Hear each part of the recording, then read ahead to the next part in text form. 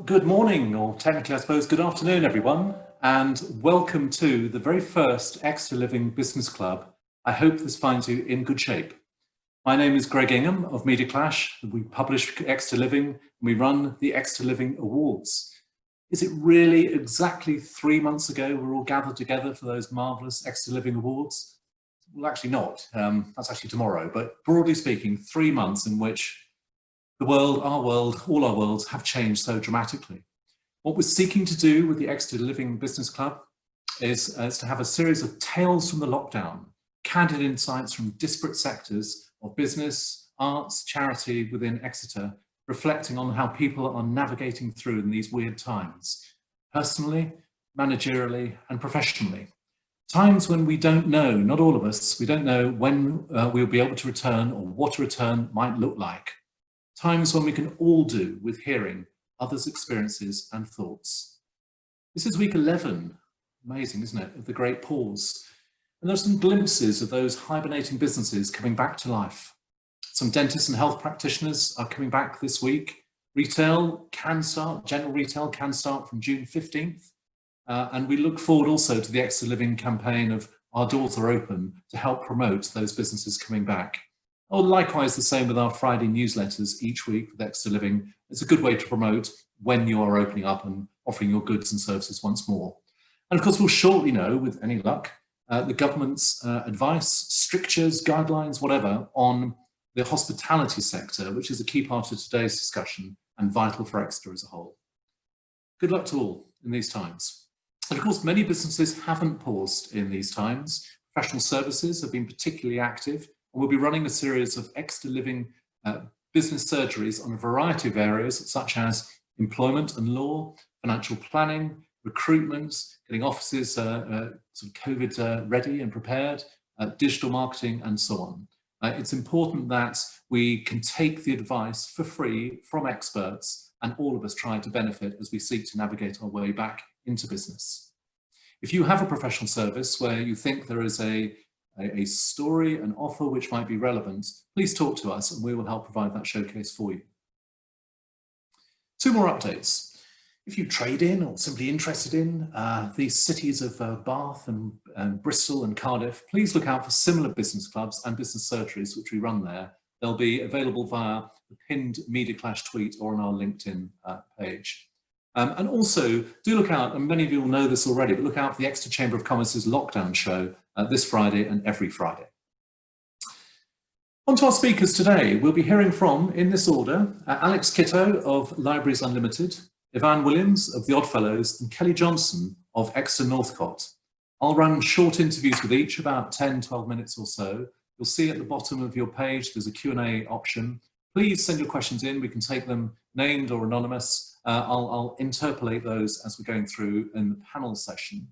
And we'll cover as many as we can. We may not be able to cover them all, but we'll do what we can to cover all your queries. So thank you. Let's bring forward Alex first up, Chief Exec of Libraries Unlimited, which obviously delivers Devon Libraries. Alex, how are you? And how have you been navigating lockdown?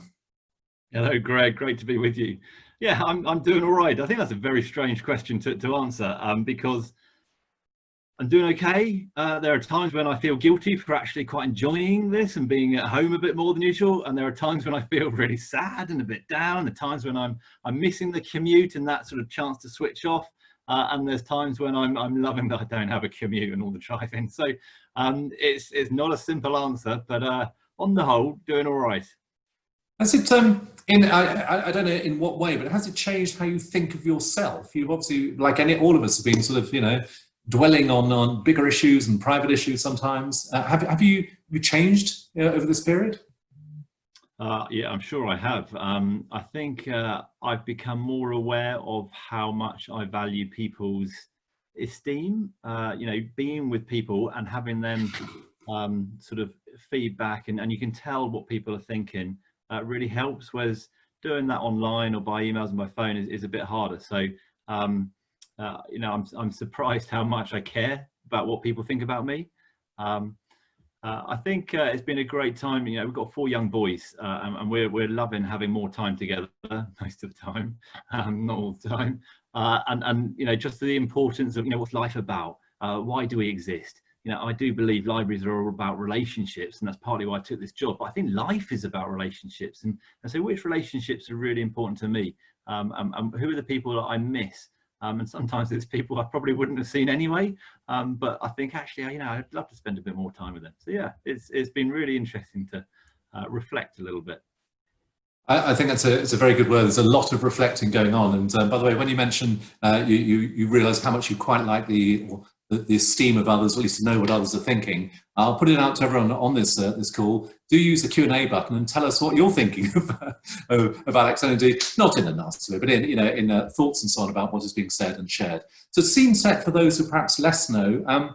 Give us a little bit about the role and scale of Libraries Unlimited. What do you do? Yeah, sure. So I run Libraries Unlimited. So Libraries Unlimited is a charity. We work across Devon and Torbay. We run the 54 libraries in Devon and Torbay, plus we've got 4 mobiles. We're what's called an NPO, a National Portfolio Organisation, with the Arts Council. So we deliver a bunch of arts related things, and we're also quite involved in community development. We've got about 380 staff. That's about 180 full-time equivalents across the region. And I think for me, one of the big struggles is you say libraries and everyone thinks, oh, they know what a library is. And it's a sort of traditional, maybe even a Victorian understanding. Whereas we've got laser cutters and 3D printers. We've got a whole range of activities, from coding clubs and Lego clubs and language courses, a whole range of things that go on. So I started this job a year ago, don't have a background in libraries, have a background originally as an engineer, project management, and then running charities up in Bristol. And abroad. So moved down about a year ago and have loved it, and have been really encouraged by the breadth of services that we offer. So yeah, that's Libraries Unlimited. And thank you, and that's really useful context, because it's a perhaps larger organisation than many would have realised, with, as you say, with 54 libraries plus all the other aspects, in all about 180 people or so full-time equivalents. Tell us what it was like in that vital mid-March period. As it happens, it's exactly when we're running the Exeter Living Awards on March 12th. All of us at that stage were trying to think, just how big, how difficult is this? What do we have to do? What can't we do? And so on. What was your planning process at that time? That week, so for us, that week was, it was tough. For me personally, it was tough. I was really grateful. I had a good relationship with our chair of trustees, a guy called Will Harvey. And we spoke a couple of times a day at points. When it became clear we had to make changes, we quickly, you know, instigated some I don't want to call it crisis management team meetings, but we had regular meetings with our senior team, and we came up with a plan. And we thought, right, we're going to reduce the hours. We're going to have some structures in place, and we'll be able to open for a couple of hours each day for each library. 2 days later, that completely changed, and we planned to close them all, and we would do a book delivery service, and we would make books available, but we wouldn't have people in the buildings. And then over the weekend, Boris made an announcement, obviously, that lots of things are closing, and he mentioned libraries specifically. So there was huge change going on. And for me, the pressure, it wasn't too bad, but that pressure of, right, I've got to make a decision. And is it going to be the right one? And I know there's people who think we're not doing enough, we're being too risk averse. There's people who think we're being too, we should be doing more, we should be not worried so much about this. So having to make that call, I guess I felt, but having a good chair, to be honest, having a great wife who listened and didn't tell me what she thought I should do, that was also quite helpful. Who did you listen more to, your chair or your wife? I don't think she'll watch this, so certainly my chair. Julie, my wife, is great, but she more listened to me. I think she's not to tell me what to do when it comes to when we do a take 2 on that question, just say it's a false dichotomy. They both had valuable advice. Yeah. Okay, so let's move on. How did you attempt, within that sort of that maelstrom of those few days, you had to make some big decisions, but once made, how did you attempt to reprioritize your role, your own role managerially, but really the offering that you have?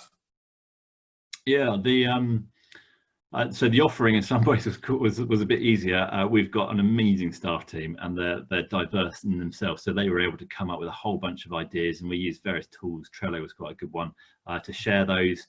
Different people took initiatives, And it became a bit fragmented and disorganized, but actually I think that was great. That was fine. We were empowering people to have a go. So loads of little things popped up, the digital offering, the whole range of stuff that can happen online. We started a podcast, all these things. So the sort of offering that happened quite organically using the initiative. And I think that came out of staff who are proactive, who take the initiative, who drive forwards. And we had a lot of folks who were really anxious and nervous and probably couldn't see beyond their own personal circumstances, let alone their job. And so how did we support, supporting them was a crucial part of the role and the team. But we couldn't expect everyone to sort of step up and find excitement in this and think of creative ways of working. For me, how did I sort of change my managerial style? So I mean, everyone says this, but communication is key. So up the communication with those I thought were the key people in our organisation for this period of time. And that was helpful for me because it wasn't just a senior team. We brought in a couple of other people who we had daily morning calls with. And then communication with the whole staff team. That started with being regular emails every other day and has gone down to sort of 3 a week. But just keeping everyone in the loop. Sometimes just to say there's probably going to be an announcement over the weekend. We don't know what it is. We won't react. Don't expect an email on Monday morning. Just carry on as we are with what we're doing, and we'll let you know when we've got a good plan.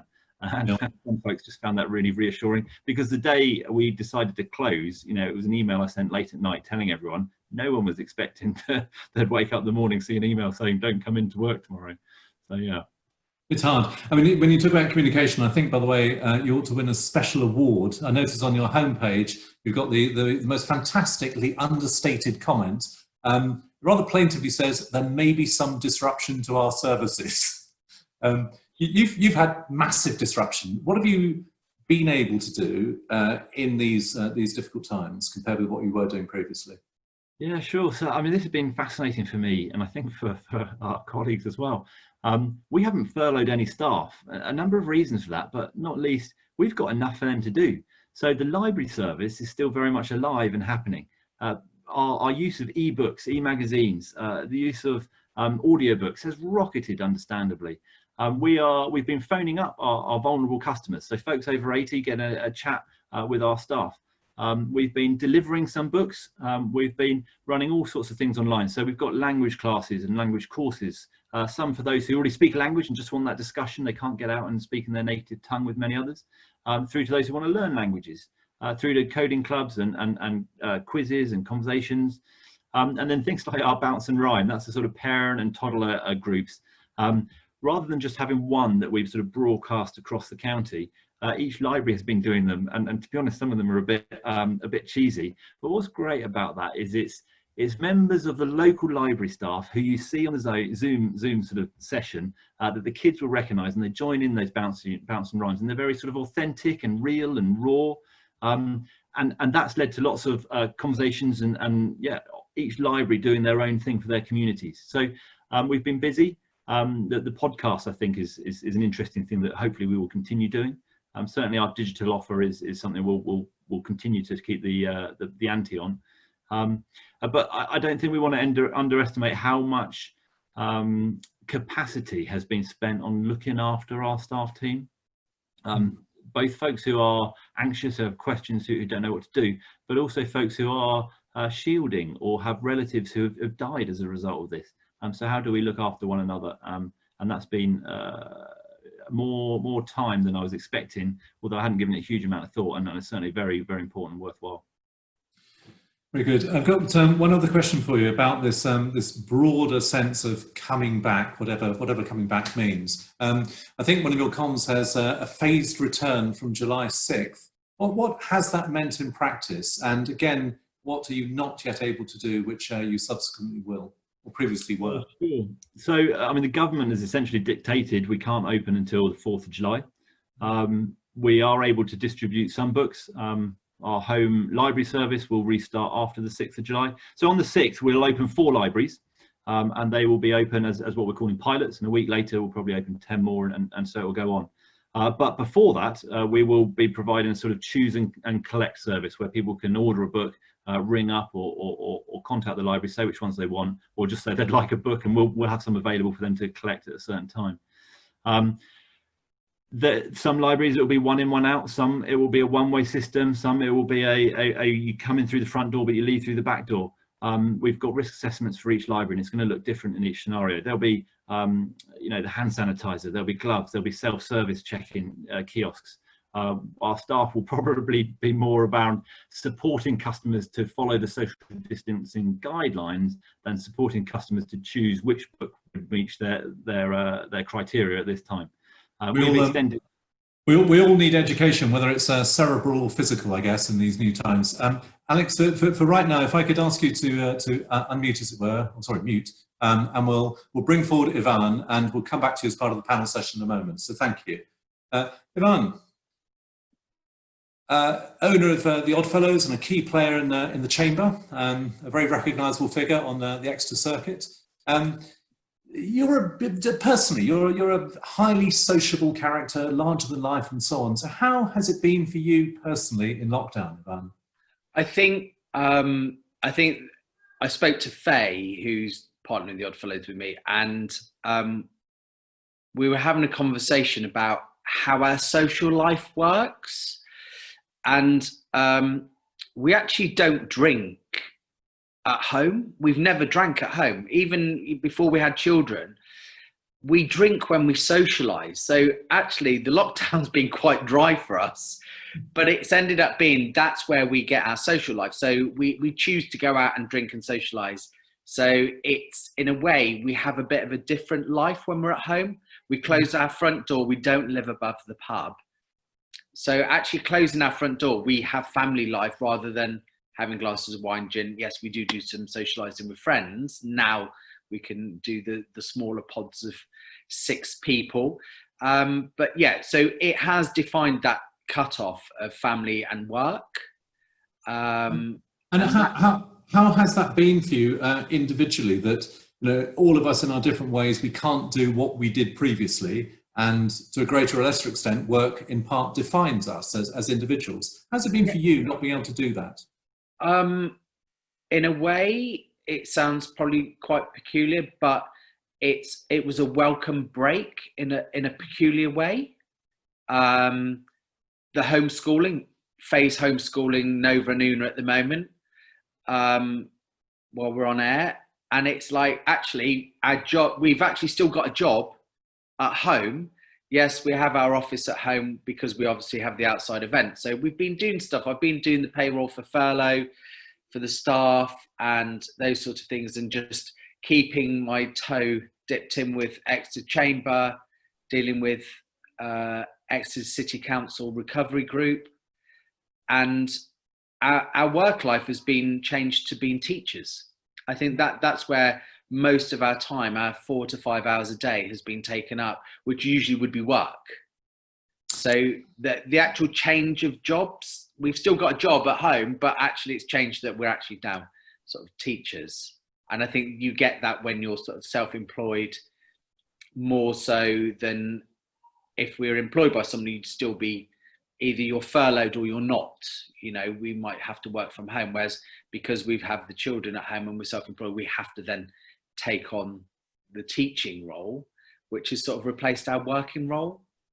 One other in that direction, as sort of owner-occupiers for you and Faye, your work and life partners, does that mean it's a problem shared, or is it actually even a problem doubled because you can't get away from it, see that which faces you? I think at times we felt that it's been a problem halved, that actually I think me and Faye, we've always worked, we met working in a cafe environment, married 16 years, and so have worked together from the day that we sort of met, even before then.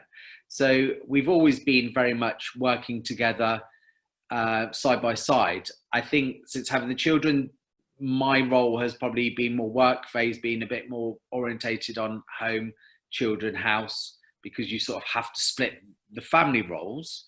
But what's happened, that has changed. When I'm doing work, I'm doing school work with the children, so is Faye. When we're working together. So I think a lot of our problems have been halved, but there has been times when I think for me, mentally and emotionally have been quite stressful, because it is that thing going, what do I do? What do I do with the pub, with the outside events? When are we going to open? And I think it's like Alex commented on it about, what do you do? You know, you're clutching, when before the government announced that pubs had to close, we were clutching at straws. We ordered extra packaging for the deliveries. We ordered, you know, we got delivery, we got hold of Just Eat, we got hold of Uber Eats. And then all of a sudden they announced pubs closing. So we're like, okay, we'll do Sunday roast 6 days a week. And then it's glorious sunshine. And we're like, oh my God, what do we do? And then they announced the furlough. So then the furlough scheme then gave a relief. And we went, actually, we just need to furlough the staff and work out what we're doing. And at times, personally, we are still trying to work out what we're doing. Do we just open normally with social distance, go down to 25 people within the pub? We don't know. And let's come on to that in a bit. I just want to ask one other question in this area, that lockdown is prompting more ingenuity from many of us, of, you know, the radical pivots of businesses or finding new routes to market. Have you considered different changes? So, for example, to be deliverers of food and even drink as takeaway, or you've taken the view that, you know what, we can't do what we previously did, so we're stopping until we can? I think the first part of the question you said is, are you delivery people? I think constantly that is going through our brains. What are we going to do? Are we going to do delivery? Should we have carried on doing deliveries during that time? But then you start working out the staff costs, the overheads, and actually go, well, what happens if people don't order and you're independent? It's not as if you're like Absurd Bird, that actually they're just going to carry on. And if they only do 10 covers on one night, it doesn't make any difference to them.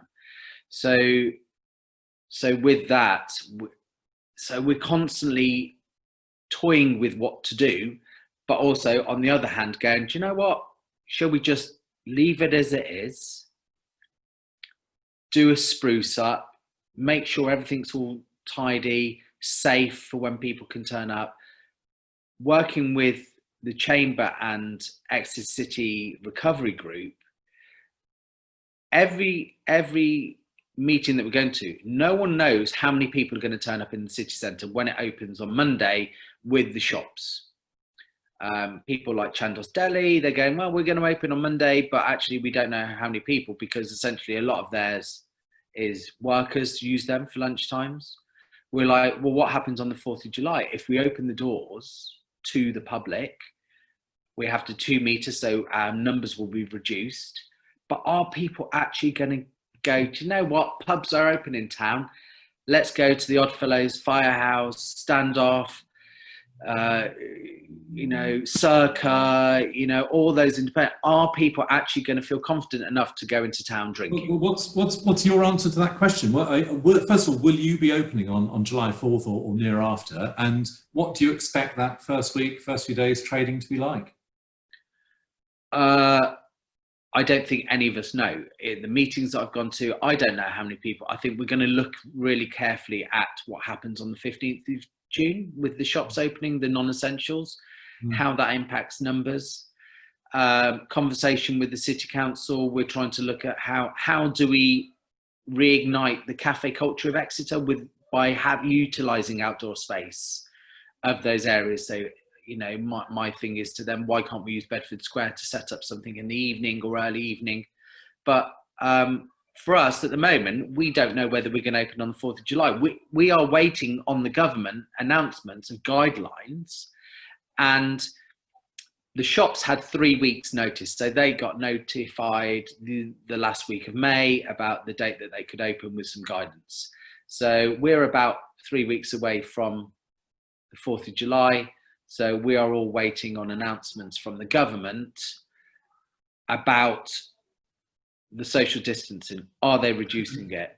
And your offering in hospitality is inherently more complicated than retail, in that it's you know, live food and drink essentially, and proximity and back and forth and so on, and customers spending more time with you than would ordinarily be the case with retail. you're waiting on that guidance. Basically, you can't do anything until you've got that, and you'll make your decision. That's where you are. Yeah. Yeah. Do we end up plastic screening ourselves, like the whole bar becomes plastic screens between, but then that becomes impersonal? And the thing about going out eating and drinking is to have a personal experience with the establishment you're in, with people around you, that, you know, absorbing the atmosphere. If you put shutters in, it changes the noise within a building. So all of a sudden we could put plastic screens between, and you're an area by the kitchen, and you get the full force of the noise from the kitchen. So actually you can't have a conversation.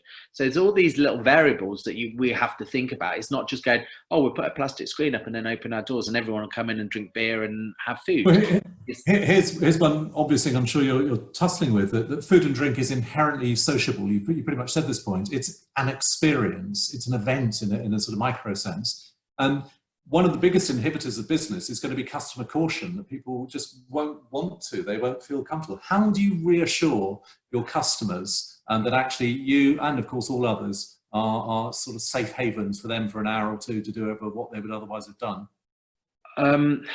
There's a lot of guidance through in Exeter, Exeter Chamber, Exeter Council and the government about how to make your establishment safe. We're having to use that, then using the social media platforms to inform customers once we've started doing things that you're going to be safe, internal photo, however you do it. At the moment, we're working out how many people we can actually get into the establishment, and we actually might, you know, there's something on the cards that we're looking at doing, and it's more of a lock-in. I think everyone likes to lock in a pub at a certain point. And what we're looking at doing is that it will be minimum numbers. It will be a tasting menu, set tasting menu at a very good price. And it means that we're looking at probably 25 people within the whole pub. So you are socially distanced while dining. It's more of an experience. And with that, literally by the time everyone comes in, the doors are closed, you're locked in, you have very personal service. So we're having to look at what we offer the Oddfellows. If we're just going to open as a normal pub with some screens up and just say that we wash our hands, I don't think people are going to feel confident. And I think that is where we are having to change the way that we look at our business totally, and work out what we can do for the best. That we don't know how long this is going to go, and it might end up being better. Let me invite you to look forwards in this respect. You recently tweeted, anyone thinking of taking part in Sober October or Dry January, can you just do it now, please? Sincerely, the pub. So what might that aside, what might your October or even January look like? What are you, in a macro sense, year on year? Do you have a sense of how much trade will be less? Do you have a view about, you know, how it's going to be commercially for you? Commercially, I think looking even to September, October, you know, usually by now we've got majority of our Fridays, Thursday and Fridays, November, December fully booked due to Christmas parties, bookings. You know, they usually start around now, and, you know, the main Fridays would have gone by now. We haven't got those booked. So December usually carries you through January. If you split it all out, it basically 3 average months, 3 good months, December, January, February. We don't know how that's going to work. The industry is very scared about the furlough scheme. Yes, it's good that it's been extended to the October, but what happens sort of like as things open, our redundancy is going to have to be made. So we are looking forward to opening, but also we're looking quite precautiously about what is going to happen from November, December, January, February time. And sometimes it'll end up being, it's going to affect how the pub is treated throughout. It'll either be a massive party that once the winter comes in, the city centre goes quiet anyway when the sun is out. Is because we have Exmouth so close, we have the quay, we have the river, we have, you know, the double locks, we have turf locks, we have just places that we can go, the moors. So I think when September, October hits, when the nights draw in, that is really when we're going to find out what is actually happening within the pub trade within the city.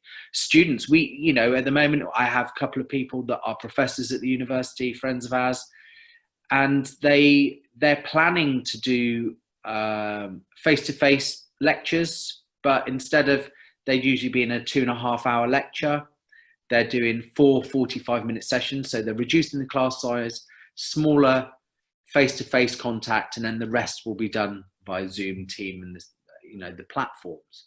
Well, but, Yvan, for now, if I may, I'd like to say thank you for that. Yeah, and okay. Frankly, on behalf of Exeter Living, for you and all in hospitality, part of the sort of living culture of Exeter, we do wish you all the best in trying to navigate your way through. I'll call you back for the panel session. No worries, no worries.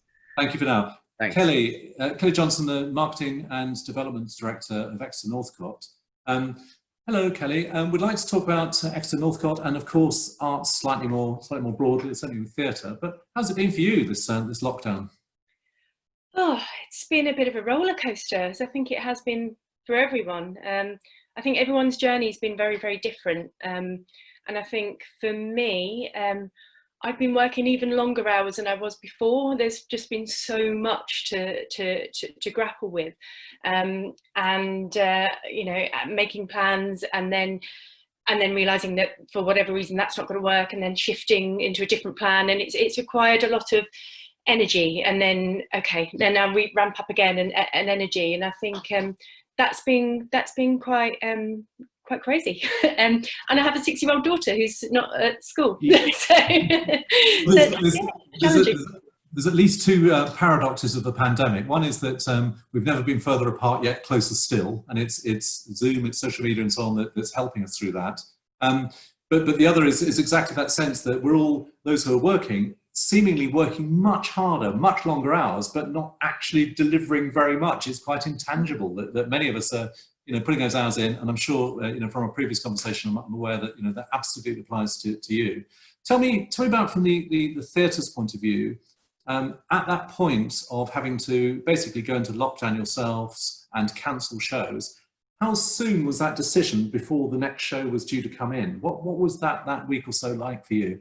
Well, we had a show going on at that moment when the news came in. It was after the show, everyone leaves and we lock up the theatre, and that is it. So we had to cancel with immediate effect for all of the shows that were forthcoming. We had a programme for months ahead. So we cancelled 130 performances, which took some time, because obviously you've got all of those individual customers and bookers who have come in, and they've been so supportive and so brilliant. But obviously we had a mountain of people to get in touch with, and that in itself was the very first challenge, which in some ways was kind of helpful, because you're like, right, and we know what we've got to do. We've got to talk to our customers and communicate as clearly as possible. Tell us on 2 fronts. One, not necessarily chapter and verse, but from tickets, where people have bought tickets in advance. Are people on the whole being, as far as they can, be quite supportive, and so they'll have a voucher to spend some later stage? But also from your particular area of corporates and sponsorships and so on, how have they responded to you in this time? Well, our customers have been amazing. They really have. We got in contact with everyone to say that, obviously we're going to have to cancel the show. Hopefully we'll be able to move it to a later date. So, if you can, please have a credit. If not, please consider donating. And so many people came through and were really supportive for us. So I have to say a huge thank you to anyone who was able to do that. But yes, that was a challenge in itself, and something that we had to begin that communications with our customers quite quickly. We're going to need your support like now, and so we had to really kick into that messaging very quickly. With our sponsors and with businesses, we are absolutely still really keen to connect. Our current sponsors have been really supportive. But we were having conversations and had plans and kind of deals almost there that, of course, everyone's just had to put on hold at the moment whilst we all take stock and figure out the next steps.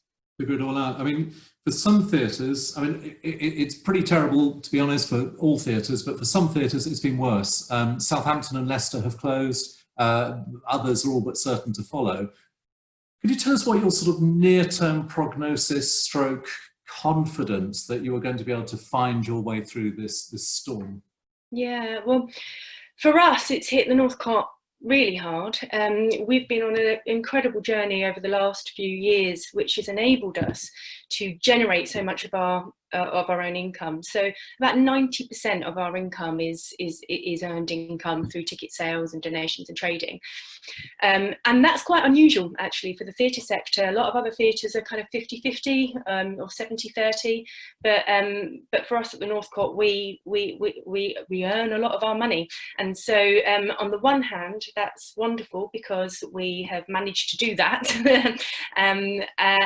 But obviously that's left us more exposed now. So we're a bit more vulnerable because we're not in a position where we can benefit from the trading or the ticket sales so much at the moment. So so we're looking at a number of different models to get us through. We have applied. We're a national portfolio organisation for the Arts Council. We have applied to them for funding, and we are awaiting news on that. That will come in at the end of this month. We are seeking donations from individuals and businesses. We've launched a brand new campaign today, Love Local Theatre. So that's really important and will really help push us through. And we are consulting with our audiences, talking to our members, trying to understand audience behaviour and they're likely to return, because of course it's one thing for the government to lift restrictions, but we don't know within which rules. So they might say fine, theatres can open, but you can only do it under social distancing terms, which would mean that we've only got about 150 in our auditorium, which means that financially it just doesn't stack up in one model. However, therefore we have to look and see, well, if that happens, if people don't want to come back, you know, really soon, but actually it's going to take a little while for full audiences to return, what can we do? And how radical can we be? And let's throw it up in the air and really think beyond what was previously normal. Tell us this, you mentioned in passing there, but I'll urge you not to be a shrinking violet, and I'm sure you're not. Your new fundraiser, so what is it and what do you want people on this call to do? So our new fundraiser is Love Local Theatre, and it's basically just recognising the Northcott is made up of people, like most organisations are, and it's people who have performed at the Northcott Theatre. We've been around for over 50 years and we're really proud that we've launched the careers of people like Celia Imrie, Imelda Staunton, Robert Lindsay, Dame Judi Dench has been long associated with us. So they've all got behind this campaign, which is brilliant. But also it's made up of our volunteers, our young company, a lot of the outreach work that we've been doing with different community groups. And it's just a way to come together to celebrate what the Northcott is and to invite an invitation to have a discussion with them about what it could be. So we are asking for donations, first and foremost. You know, we need to get through this. We're going to be hit quite hard by this pandemic. We think this is going to affect us for years to come. We don't imagine a return to normal for years. So we will absolutely need the support of the public and people to get behind us with donations if they can. Business sponsorship as well is going to be really important for us too. But also for those, we just want to hear people's voices. So we've got a series of walls of videos on our website, which is people saying, I support the Northcott because, and that's just been a really joyful celebration to hear why people are supporting the Northcott. And actually, if people can send in a video saying, I support the Northcott because, then it can be added to our wall, and we can have a bit of a celebration and just kind of think about what the organisation can be for the future too. Well, thank you. If I could ask our Exeter Living marketing team to pick up that point and make sure that we're pushing that as a thing in our weekly newsletters to all the businesses and individuals of Exeter, we can act as something of an echo chamber and help all different types of organisations to do? If it's okay, Greg, I'd like to say that one of the other theatres that I've been talking to, because we were all very networked, they actually had a business partner come on as a match funder to a donation scheme, and that was really successful and generated lots of kind of press and attention for the business too. So that would be wonderful if there's anyone out there who wants to support us in that way. You never know. I want to talk about a sort of more macro picture about theatre. That for those who excuse me, who may be less familiar with the terminology or structure, the Northcott on the whole is a receiving house, i.e. it has shows which are put on elsewhere and an element of production. The problem with that is that those plays are not going to be in production because the pipeline is so long on theatre shows of casting, agreements, everything, rehearsals and so on. How does your long-term pipeline, if that's not too mercantile a phrase, look for the Northcott? The plays aren't being created currently, they can't be.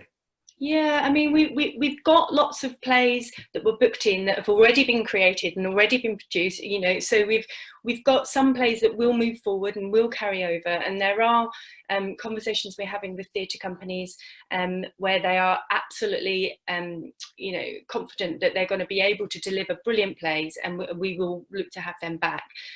So it's an ongoing dialogue with them. But of course, you know, we're all part of the same ecosystem, and where we don't have theatre companies in the future who, for whatever reason, you know, for them it won't stack up if we can only play to 150. We are hoping that we will be in a position to produce more of our own work. And actually, one of the things that the Northcott for a long time has wanted to produce more of its own work. So, you know, one of the weird things about this is that this almost gives us an opportunity to think, okay, well, if we are going to produce our own work, what might that look like? Who are the community partners that we can work with? How can we make it relevant and meaningful to our local audience? That feels really, really important right now. And so those are the kind of things that we're looking at. And it might mean that that we need to change shape as an organisation to be able to facilitate that. But one last thought for you, or question for you at this stage. At a very profound level, theatre helps us define what it is to be human. Can great art come from this experience? I'll give you one short speech. It's from the Third Man. And this is the quote. After all, it's not that awful in Italy. For 30 years under the Borgias, they had warfare, terror, murder, bloodshed, but they produced Michelangelo, Leonardo da Vinci, and the Renaissance. In Switzerland, they had brotherly love. They had 500 years of democracy and peace. What did that produce? The cuckoo clock. Out of chaos comes greatness. Could we get great art from this? Absolutely, we already are. I mean, and that's one of the things that personally is kind of been getting me through as well. So, in amongst the you know, and just looking at finances and kind of figures and doing the amount of analysis that we're doing at the moment, we've also commissioned 5 local artists under a brand called The Time Is Now Commissions, and those artists have been invited to respond to this challenge now in a digital format and in a way that has a kind of participatory element with audiences. And one of them is something by a composer called Tom Johnson. He's done a show called When All This Is Over. Not a show, he's written a song called When All This Is Over, which has been, the words to that have been formed by inviting people to share what they're longing to get back when lockdown's over, and to talk about what they've quite enjoyed about this time. So he's been writing this anthem. They're going to sing it. He's going to create a kind of digital tapestry of it, and that will be shared. And that has been really heartening. And there's also another project called Hanging Around, led by a disabled artist called Hugh Mallion. And he has, and with 3 other artists, have been documenting and making a film about their experiences just hanging around at this time. It's called Life in Suspension. And that's a really funny, kind of quirky, strange video, but brilliant. And that's on our website at the moment. And there's an invitation for people, anyone at all, to also send us their creative response to Hanging Around and what that's been like for them. And the responses have just been brilliant and really heartening. The responses are brilliant and heartening. Excuse me. We will do what we can through Exeter Living to help promote, the clever, inventive, creative ideas. And thank you, Kelly. That's very spirited. Thank you. Let's bring back, if you stay on, we bring back Yvan and Alex for a few questions. Yvan, you'd be pleased to know that someone who apparently has the name Galaxy A40, which I suspect is not his or her real name, says, I really like the idea of the lock-in. It's something unique. So you've got a potential winner there. You're brilliant. You need to start my video, Greg. Yeah, I think that's at your end, Mr. Man. If you turn the knob on your right, as it were, something like that. There you go. Very good. And another one for you is this is from Ash Kagram. Would it be worth surveying your customers and asking them to submit some ideas? If they come to fruition, you can invite the contributor and name it after them. Yeah, it could do something like that. It's surveying the customers, but also it's how people feel safe. I think that's one of the big areas. It's like, instead of going, well, what do you need? It's also looking, which works with Kelly with the theatre, what's going to put confidence in you to turning up to go to a theatre production or go out for dinner or go for drinks. Yeah. There's someone, I'm afraid I don't know which organisation, Laura Wright, has said, we're hoping for more than cuckoo clocks to come out of this, as I think we all are. We're worried about the ensemble aspects of music and drama. Would love to talk to Kelly at some point about local ventures. Kelly, we'll put you in touch with Laura. I'm sure in this world, everyone is up for collaboration, particularly. Arts always, but particularly in current times. Let's come to the social distancing point, a little bit more about what it might mean for your sectors and how, we touched on this with Yvan, but how you attempt to provide reassurance so that people can feel comfortable in whatever that new era might be.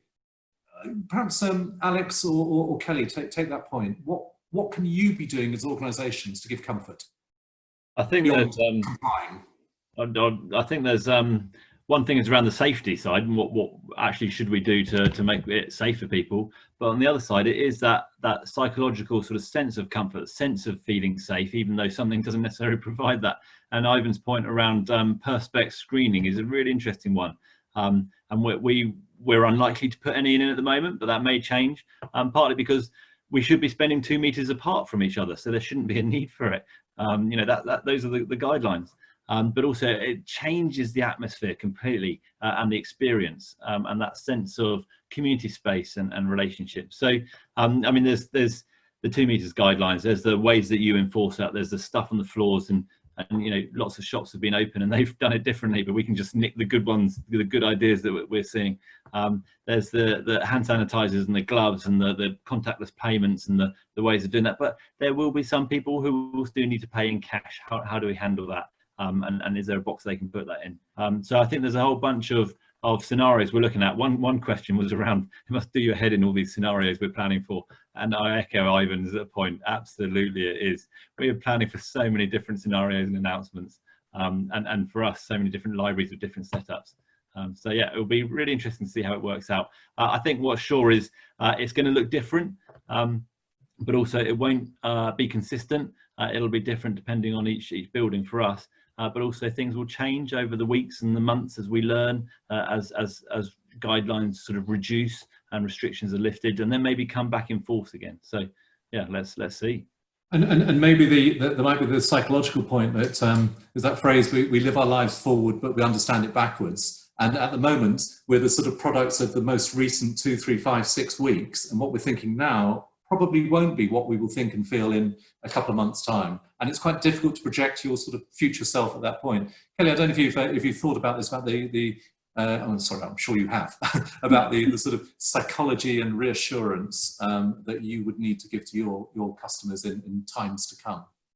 Yeah, we've sent out a lot of surveys, and we've been part of a national kind of survey. So we've got that kind of benchmarking data about how people are feeling about returning to theatre at the moment. And at the moment, lots of people are just saying, we just don't know how we're going to feel, which is no surprise, really.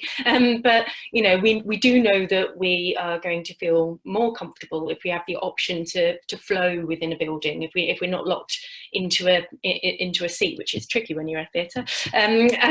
But you know, obviously the handstand, we've ordered copious amounts of that, and cleaning regulations and all of that kind of thing. But I think it's what you know, Alex and Yvan were talking about. It's about how we maintain an experience. People go to the theatre because they want to feel something wonderful and feel connected. And if you start to block that, you begin to kind of really detract from the whole point of it. So I think we've got to find ways to keep it safe, but also find creative ways to work within the parameters, but still maintain that creative experience. It's going to be hard. I mean, and I don't wish to downplay it by saying this, but the mechanical elements of that which you have to do to comply are sort of a given. One way or another, all of us, all of you are going to have to do that. But it's the associative, it's the mental, that in the theatre particularly, to be thinking, am I feeling awkward or unsafe if I need to go to the toilet, do I have to queue, etc., as opposed to I want to experience that emotion, that sense of otherness.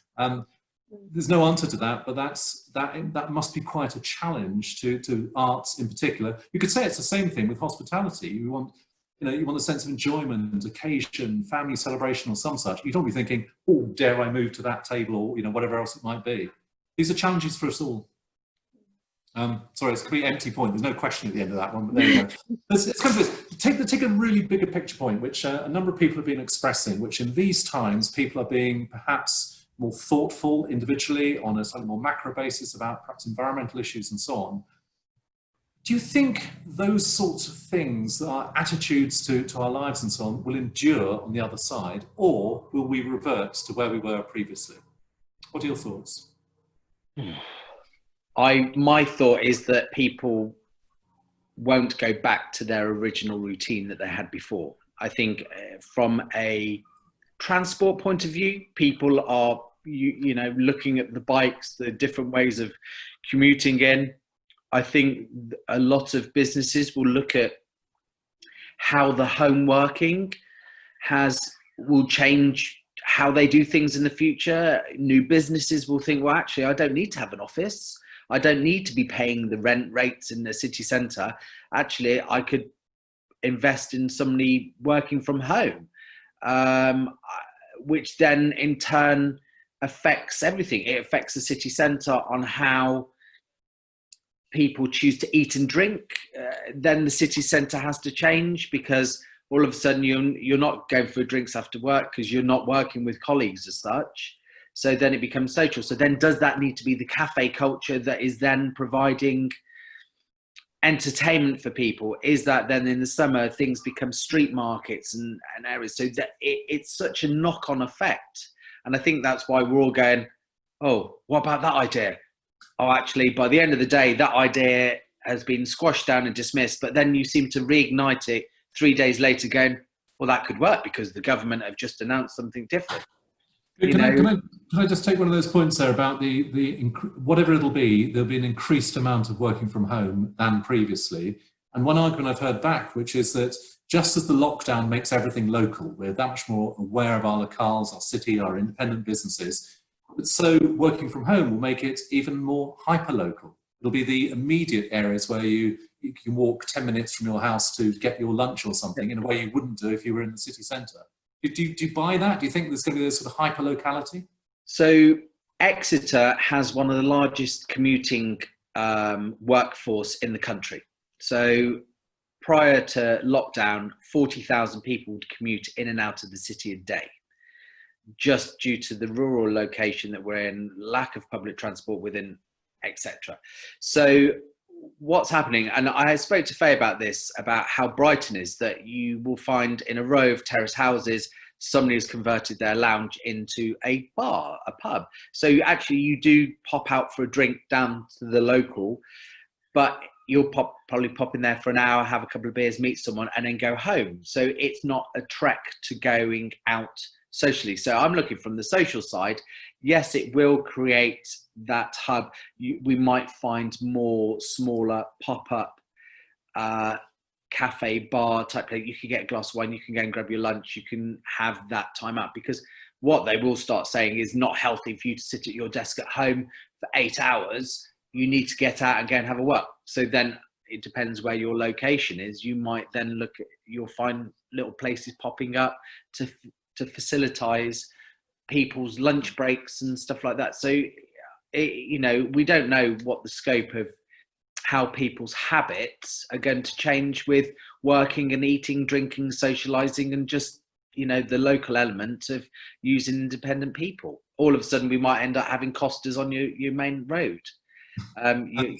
Maybe just hold that thought and don't pursue it, if that's all right, for now at least. Can I just come back to Kelly and to Alex on that point about, I'll put it in very simplistic language. Do you think we're going to be inherently more of a decent society, the other side, because we've had this sort of collective, I'm going to say near-death experience, that's probably rather crass, but sort of a brush with mortality, essentially? Are we all going to be more decent the other side?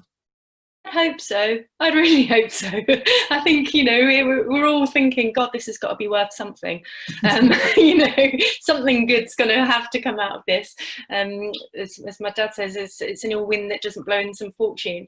And I think, you know, one of the good things is, you know, at the moment, as I said earlier, there's lots of people who are getting a lot more creative at home and finding with this time that they're trying new hobbies or new skills or new things. And I think that is really wonderful for some of us individually and as kind of creative communities.